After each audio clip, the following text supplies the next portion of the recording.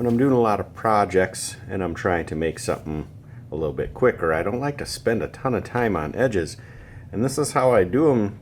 That makes it pretty quick. You can skip this. I like it. It just makes them a little bit smoother depending on the burnisher you're using.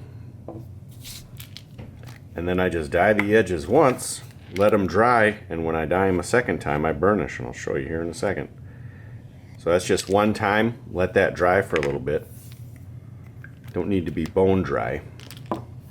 This has been sitting for maybe a half hour, 20 minutes or something.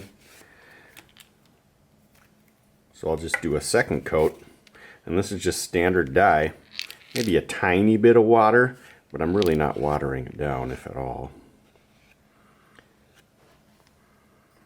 Just that one layer of dye gives it enough moisture, and I think the pigments might fill in the cracks a little bit or something too, because if I go and put this on my drill press, it'll start to pull and gum up a little bit, and you might get a little bit of like flaky dye or something.